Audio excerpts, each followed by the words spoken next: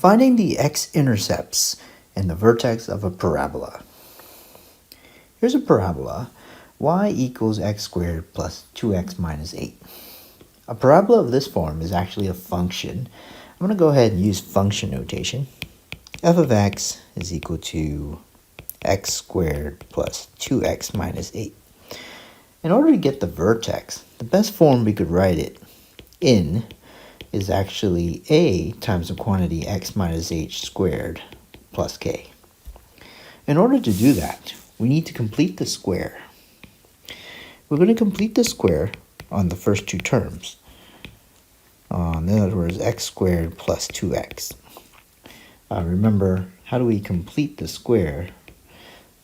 We look at the beta and we divide it by 2. Look at this beta here. Take beta divided by 2, and we complete the square by adding this expression over here, beta over 2 squared. So that's what we're going to do. Take this 2, divide by 2, we get 1, and we're going to take 1 and square it. Well, 1 squared is still 1, so we're going to add 1 here. Then we're going to take away 8. And we got to realize we can't just add 1 to the right-hand side of the expression. So instead, we're going to add 0. So how do we add 0? We take the 1 off like that. But let's write minus 1 again. There. That looks pretty. Now we're going to take f of x. We're going to factor now. Factor the perfect square trinomial. You get x plus 1 quantity squared. And then minus 9. Now we can read the vertex. The vertex is the ordered pair, -1, comma, -9. We need to find the x-intercepts. Well, the x-intercepts occur when y is 0. So we're going to go back to this equation, and we got to make sure the output is 0. So 0 is over here, is now equal to the quantity x plus 1 squared minus 9. There's many ways to solve for x here. Just for variety here, why don't we pretend this is a difference of two squares? So then we will factor a plus b times the quantity a minus b. So that is a difference of two squares. Let's go ahead and factor. This is equal to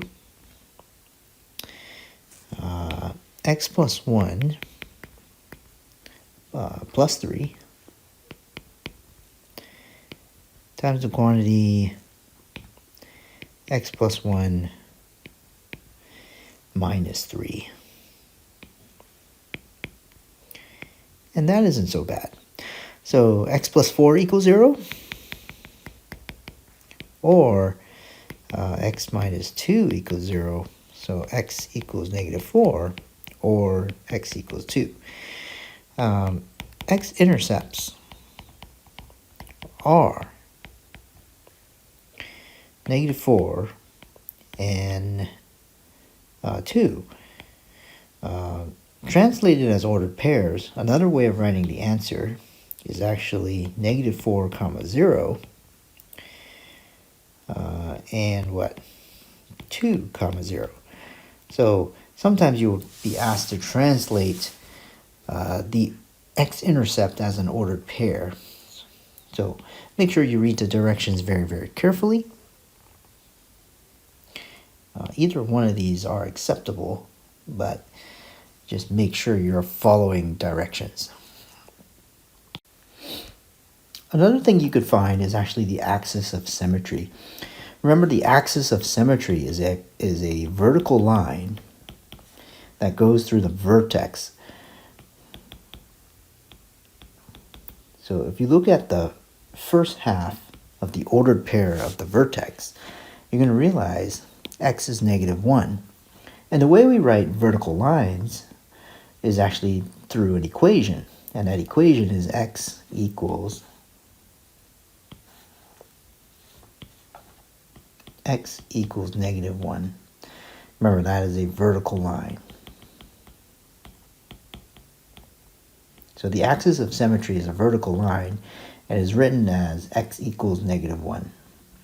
You can see why you would write the x-intercepts in English. Notice I don't use the equal sign here. I actually have to spell out the word r, A-R-E, r, -4 and 2. Whereas the axis of symmetry is always written as an equation, x equals -1.